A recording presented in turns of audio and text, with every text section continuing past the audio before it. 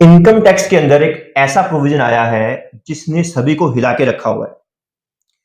ये प्रोविजन सभी पर एप्लीकेबल है और सभी के चिंता का विषय बना हुआ है कि हमें जो पेमेंट्स करनी है वो 15 दिन के अंदर करनी है, 45 दिन में करनी है, किस पे लागू है, किस पे लागू नहीं है। और वैसे भी जब कोई चीज एट लार्ज जब एक मशहूर होती है समझ लो, या एट लार्ज एप्लीकेबल होती है, तो उसकी कुछ अफवाहें भी आनी शुरू हो जाती है।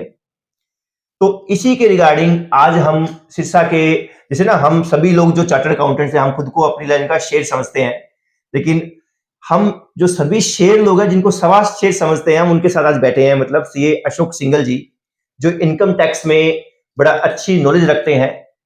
तो हमारा ये भी प्लान था कि क्यों ना हम ये जो इतना पब्लिक एट लार्ज जो एप्लीकेबल होने वाला प्रोविजन है, इसके बारे में हम अशोक सर से ही डिस्कस करें। तो सबसे पहले तो मैं अशोक सर का वेलकम करता हूं इस वीडियो के अंदर, या आपने हमें टाइम दिया। सर, ये जो 15 डेज 45 डेज ये जो पेमेंट का जो प्रोविजन की जो बात हो रही है, ये क्या है, किस पे एप्लीकेबल है, क्या चीज है, ये थोड़ा सा आप डिटेल में बताइए sir. Thank you very much दरवेश जी, जो आपने ये इतना बर्निंग टॉपिक जो आजकल चल रहा है, तो लोगों को इसके बारे में पूरी जानकारी हो कि ये क्या है, आपने ये सेशन रखा। तो मैं पूरा प्रयास करूंगा इसमें ज़्यादा से ज़्यादा इसको क्लैरिफाई करने की कोशिश करूंगा। ये जो इनकम टैक्स का नया रूल आया है, फाइनेंस एक्ट 2023 में इनकम टैक्स एक्ट का सेक्शन 43B में H एक सब क्लास ऐड की गई थी। इसके अंतर्गत क्या है कि अगर आप चाहे बिजनेस कर रहे हैं, चाहे आप प्रोफेशन कर रहे हैं, अगर आप किसी सामने वाले व्यक्ति से कोई माल या सर्विस परचेज करते हैं, ठीक है जी, और सामने वाली पार्टी माइक्रो या स्मॉल एंटरप्राइजेस के तौर पे रजिस्टर्ड है, ठीक है जी, तो उसको आपको एक नियत अवधि के अंदर अंदर ही पेमेंट करनी होती है, ठीक है जी। अगर आप उस नियत अवधि के अंदर अंदर पेमेंट नहीं करते हैं, ठीक है जी, और 31 मार्च यानी कि आपका जो क्लोजिंग है, आपका जिस दिन बैलेंस शीट बनती है, हाँ जी, उस दिन भी वो पेमेंट आउटस्टैंडिंग है और ओवरड्यू पेमेंट है, ठीक है, तो उसका आपको इनकम टैक्स में क्लेम नहीं मिलेगा, या दूसरे शब्दों में कहें कि वो एक्सपेंडिचर या वो परचेस आपकी इनकम में ऐड हो जाएगी। ओके ओके, ठीक है जी। इसमें जो व्यक्ति माल, जिससे हम माल खरीद रहे हैं या सर्विस ले रहे हैं, ठीक है जी, वो माइक्रो या स्मॉल एंटरप्राइजेस होना जरूरी है, ठीक है। और माइक्रो और स्मॉल एंटरप्राइजेस के तौर पे उसका रजिस्टर होना जरूरी है, उद्यम रजिस्ट्रेशन उसके पास होना चाहिए, ठीक है जी, ठीक है, ओके। इसमें जो समयावधि है, हाँ जी, जैसे 15 दिन या 45 दिन की जो बात चल रही है, हाँ जी, हाँ जी, अगर मान लीजिए कि हमारा कोई वास्तव में कोई रिटर्न एग्रीमेंट है ही नहीं, ठीक है, कि हम कितने टाइम में पेमेंट करेंगे, ठीक, नॉर्मल जैसे सेल परचेज चल रही है, नॉर्मल उधार, हाँ ठीक है, तो उस दशा में 15 दिन एप्लीकेबल होंगे, ओके, यानी कि हमें 15 दिन के अंदर अंदर उसको पेमेंट करनी होती है, ठीक है। और अगर हमारा कोई एग्रीमेंट है, तो मैक्सिमम 45 दिन के अंदर अंदर पेमेंट करनी है, ओके, ये नियम है, ठीक है। अब इसको हम एक ना एग्जांपल से अगर मैं आपसे क्लैरिफाई कराना चाहूं कि मेरी बैलेंस शीट के अंदर 31 मार्च को 1.5 करोड़ रुपए क्रेडिटर्स हैं, और उसमें से 1 करोड़ रुपए के जो क्रेडिटर वो एमएसएमई में रजिस्टर्ड है, उद्यम वाले हैं, तो क्या वो 1 करोड़ रुपया सारा मेरी इनकम में ऐड हो जाएगा सर? जी बिल्कुल, ओके। इसमें जितना आपका ओवरड्यू पेमेंट है, हाँ जी, एमएसएमई की, ठीक है जी, यानी कि माइक्रो और स्मॉल एंटरप्राइजेस की जो ओवरड्यू पेमेंट है 15 दिन या 45 दिन से जिनको ज्यादा हो गए हैं, ठीक है जी, वो सारा अमाउंट आपकी टैक्सेबल इनकम में ऐड हो जाएगा, ओके। और अगले वर्ष, हाँ जी, जब आप एक्चुअल में उसकी पेमेंट करेंगे, ठीक है जी, तो अगले वर्ष की इनकम से फिर अगले साल की जब आप रिटर्न फाइल करेंगे उसमें ये लेस हो जाएगा। मतलब इस साल तो फिर मतलब मेरा मोटर टैक्स 100% क्लियर है कि मुझे देना ही पड़ेगा उसके ऊपर। हाँ, यानी कि आपने अपनी प्लानिंग के हिसाब से आपका जो एक्चुअल प्रॉफिट आपका आया है, हाँ जी, वो फिगर आपकी डिस्टर्ब हो जाएगी, और वो ये काफी ज्यादा इफेक्ट डाल सकता है, बहुत बड़ा इफेक्ट डालेगी सर ये। हाँ ठीक है सर, ठीक, बिल्कुल। अब इसमें फिर ये भी पॉइंट है सर कि लेट सपोज कि मैंने 15 दिन में पेमेंट नहीं की, आज 1 जनवरी है और मैंने उसको पेमेंट कर रहा हूं 1 महीने बाद, तो क्या ये रूल फिर मेरे पे लागू होगा और वो सारी इनकम इसका मतलब मैं बंद गया कहीं ना कहीं भी, मुझे 15 दिन में ही पेमेंट करनी है, किसी कारण से अगर 20 दिन हो गई तो? सर्वेश जी, ऐसा है कि ये रूल आपको केवल 31 मार्च को ही चेक करना है। यानी कि आपका साल खत्म होने पर आपकी जो बैलेंस शीट बन रही है, उस दिन जिनका बाकी है उन्हीं के ऊपर लागू होगा। अगर साल के दौरान बीच में अगर लेट हो जाती है पेमेंट, लेकिन आप 31 मार्च से पहले पहले उसको पेमेंट कर देते हैं, तो ये रूल लागू नहीं होगा। ओके ओके ओके, मतलब या यूं कहिए कि अगर पेमेंट लेट होगी तो जिस टाइम आप पेमेंट कर देते हो उस समय आपको अलाउ हो जाता है। तो इन शॉर्ट आपको 31 मार्च चेक करना है, 31 मार्च को आपके क्रेडिटर बिल्कुल क्लियर होने चाहिए। और अगर मैंने, अब इसी से क्वेश्चन निकलता है कि अगर मैंने 21 मार्च को परचेज करी है, अब 31 तक तो उसके 10 दिन ही पूरे हुए जी, तो इस केस में क्या होगा सर? इसमें क्योंकि अभी जो ड्यू टाइम था वो पूरा नहीं हुआ। हाँ जी, वो मान लीजिए कि आपका 5 अप्रैल को पूरा 5 अप्रैल को पूरा होता, ठीक है। तो अगर आपका 31 मार्च को वो पेमेंट पेंडिंग है, लेकिन उसका टाइम पड़ा है 5 अप्रैल तक आपको पेमेंट करनी है और आप 5 अप्रैल तक पेमेंट कर देते हैं, तब तो ठीक है। ठीक है जी। लेकिन अगर आप 5 अप्रैल तक भी पेमेंट नहीं करते तो ये भी ओवरड्यू पेमेंट मानी जाएगी और उस केस में ये भी आपका एडबैक हो जाएगा। ठीक है। और ये फिर आपको अगले साल में एक्चुअल पेमेंट बेसिस पे अलाउ होगा। मतलब इस साल तो मेरी इनकम में जुड़ जाएगा, लेकिन अगले साल मैं उतने ही रुपए अपनी इनकम में से लेस भी कर सकता हूँ। मतलब पेमेंट होगी तो लेस कर सकता हूँ, अदरवाइज नहीं कर पाऊंगा। ठीक है सर।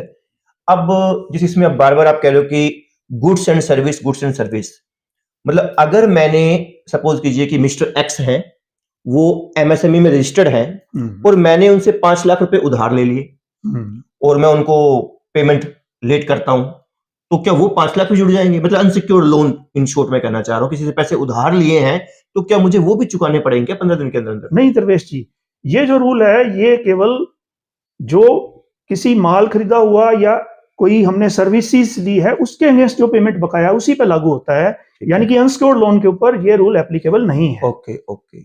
अब सर एक सबसे बड़ी जो मेन समझ लो समस्या जो आ रही है, जो डाउट क्रिएट होता है कि एमएसएमई में तो मैन्युफैक्चरर भी रजिस्टर्ड है, ट्रेडर भी है और सर्विस प्रोवाइडर भी है। तो अगर कोई सर्विस ट्रेडर है उसके ऊपर भी रूल लगेगा? मतलब मैंने किसी से माल लिया है और वो माल जो जिससे लिए वो फैक्ट्री नहीं है, मैन्युफैक्चरर नहीं है, वो कोई दुकानदार था, उससे माल लिया है, तो क्या उसके ऊपर भी रूल लगेगा क्या? अभी मैन्युफैक्चरर, ट्रेडर, सर्विस प्रोवाइडर कौन से लोग कवर है, कौन से लोग कवर नहीं है? आपने बहुत अच्छा क्वेश्चन पूछा। हाँ जी। पहली बात तो मैं आपको थोड़ा सा ये पहले बता दूं कि माइक्रो और स्मॉल एंटरप्राइजेज में कौन से एंटरप्राइजेज आएंगे। ठीक है जी। इसके लिए गवर्नमेंट ने एक टर्नओवर की या प्लांट एंड मशीनरी इन्वेस्टमेंट की एक लिमिट रखी हुई है। ठीक है जी।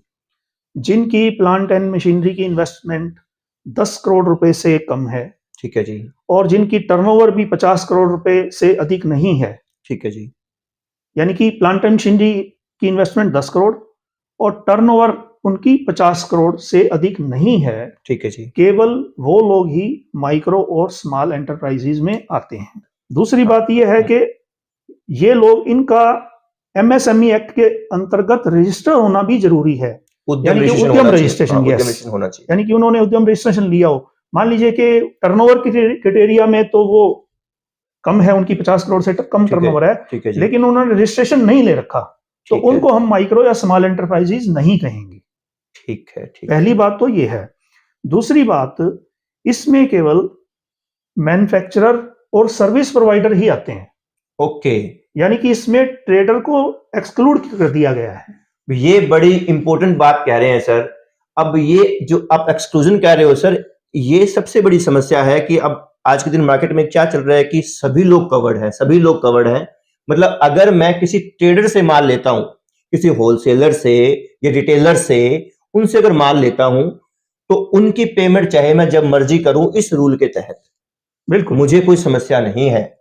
तो ये बड़ी इंपॉर्टेंट बात है कि ट्रेडर्स के ऊपर ये रूल नहीं लगता। अगर आप माल खरीदते हो दुकानदारों से, होलसेलर्स वगैरह से खरीदते हो, तो आपके ऊपर ये रूल नहीं लगेगा। अगर आप फैक्ट्री से खरीदते हो तो वो एमएसएमई वाली फैक्ट्री होनी चाहिए, छोटा मैन्युफैक्चरर होना चाहिए। और कोई रिलायंस कंपनी से खरीदा, मान लो आपने रिलायंस जैसी कोई बड़ी कंपनी है जो एमएसएमई में नहीं आती, उन लोगों से माल लेते हो तो भी ये रूल नहीं लगेगा। इसमें मैं एक पॉइंट और आपको बता दूं कि जो ट्रेडर की बात आपने करी, हाँ जी, हालांकि ट्रेडर माइक्रो या स्मॉल एंटरप्राइजेस के तौर पे रजिस्टर हो सकता है, उद्यम रजिस्ट्रेशन उसका हो सकता है, बिल्कुल होता है, उनका होता है कई बार, लेकिन गवर्नमेंट ने उनको केवल बैंक से जैसे वो लोन ले रहे हैं, हाँ जी, तो प्राइमरी सेक्टर जो लैंडिंग है, हाँ जी, उसका बेनिफिट देने के लिए केवल उनको रजिस्ट्रेशन दिया है। इसका सर कोई आप कोई कोट कर सकते हो भी ट्रेडर को बाहर हम जैसे कर रहे हैं, कोई लीगल प्रोविजन कोई आपके पास हो ऐसा जो ये जस्टिफाई करते हो हाँ ट्रेडर इस रूल के कारण बाहर है भाई?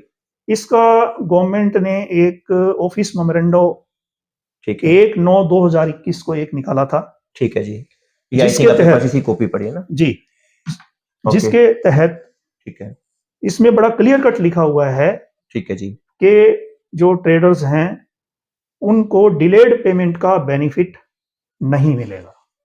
इसीलिए मैं ये कह रहा हूं कि इसमें ये जो इनकम टैक्स का रूल है ये केवल मैन्युफैक्चरर और सर्विस प्रोवाइडर्स के लिए ही है। ओके, ये एक ना ऑफिस मेमोरेंडम है एमएसएमई डिपार्टमेंट का, ये आपको स्क्रीन पे डिटेल में दिख जाएगा। मतलब इसमें ये क्लियरली मेंशन्ड है कि ट्रेडर्स के ऊपर ये प्रोविजन नहीं लगता, भी लिखा हुआ इसके अंदर कि भाई होलसेल ट्रेड और रिटेल ट्रेड के जो एमएसएमईज है restricted up to priority sector lending only and any other benefit including provisions of delayed payment as per MSMED Act are excluded। तो ये एक तरह से लीगल बैक है हमारी बात की, जो आप बात कह रहे हैं उसका ये एक लीगली बैक करता है ये डॉक्यूमेंट। तो इस डॉक्यूमेंट की आप सब लोग हेल्प ले सकते हैं जब भी कहीं ये अफवाहें आपको सुनने को मिले कि ट्रेडर्स के ऊपर ये चीज एप्लीकेबल है या नहीं, तो हम कह सकते हैं एप्लीकेबल नहीं है। ठीक है सर, तो अब अगर हम सर सम अप करें तो आप चाहे छोटे व्यापारी हो चाहे बड़े व्यापारी हो, चाहे आप एमएसएमई में हो या आप एमएसएमई में नहीं हो, आपके ऊपर ये रूल तो एप्लीकेबल है। ओके, रूल क्या है? रूल ये है कि जिनसे आप गुड्स या सर्विसेज खरीदते हो, पैसे उधार लेने की बात नहीं है, जिनसे आप गुड्स या सर्विसेज खरीदते हो, अगर वो एमएसएमई में रजिस्टर्ड है तो आपको पेमेंट 15 दिन के अंदर करनी है, यही बात है ना सर? और अगर एग्रीमेंट है तो सर 45 डेज, मैक्सिमम 45 डेज तक आपको पेमेंट करनी है। इंपॉर्टेंट ये भी है कि गुड्स खरीदना किससे है? ओनली फैक्ट्री वाले से खरीदना है, ऐसे मैन्युफैक्चरर से खरीदना है जो एमएसएमई में रजिस्टर्ड है। अगर आप दुकानदार से खरीदते हो, ट्रेडर से खरीदते हो, तो आपके ऊपर ये रूल नहीं लगेगा। ये बड़ा इंपॉर्टेंट पॉइंट है सर हमारे डिस्कशन का, सबसे इंपॉर्टेंट पॉइंट ही मेरे हिसाब से यही निकलेगा सर, लोगों को डाउट ही बड़ा था इसके ऊपर। तो आपको ये अच्छा, जब आप पेमेंट कर दोगे उनको, लेट सपोज कि इसकी एक कट ऑफ डेट आप सुन लीजिए 31 मार्च है, 31 मार्च से पहले आपने सारी पेमेंट्स कर देनी है। अगर आपने लास्ट के दिनों में, मार्च के लास्ट के अंतिम दिनों में कोई परचेज करी है तो अपने 15 दिन गिन लीजिएगा, 5 अप्रैल 10 अप्रैल जो भी बनती है तब तक आप पेमेंट कर दीजिएगा। अगर नहीं करोगे तो जितने रुपए का आपका माल उधार खरीदा हुआ है, जिसकी पेमेंट आपने नहीं करी है, वो आपकी इनकम में एड बैक हो जाएगा। और ध्यान रखिएगा ये अमाउंट बहुत बड़ी होने वाली है, अगर आपने इसकी इग्नोरेंस की, अगर आपने इस पर ध्यान नहीं दिया तो आपकी इनकम में बहुत बड़ी अमाउंट ऐड होके आ जाएगी और उसका टैक्स भी 30% के हिसाब से बहुत ज्यादा पड़ जाएगा, क्योंकि हाई अमाउंट है तो स्लैब तो नो डाउट ऊपर वाली जाने वाली है। तो सर बहुत बहुत धन्यवाद, आपने ये बड़ा इंपॉर्टेंट प्रोविजन था जो हम सब के लिए ही क्या एक तरह से ना डिस्कशन का पॉइंट था, क्लियर हो नहीं रहा था। व्हाट्सएप यूनिवर्सिटी से बहुत सारी अफवाहें हमारे सामने आ जाती है, तो ये जो अभी आपने स्पेशली ये जो प्रोविजन का जो लीगली बैक करके डॉक्यूमेंट दिया है, ऑफिस मेमोरेंडम दिया है, ये बहुत ज्यादा हेल्प करेगा भी, जो ये जस्टिफाई करता है कि ट्रेडर्स इसके अंदर शामिल नहीं है। तो थैंक्स अ लॉट सर, बहुत बहुत धन्यवाद आपका। Thank you very much. Thank you very much.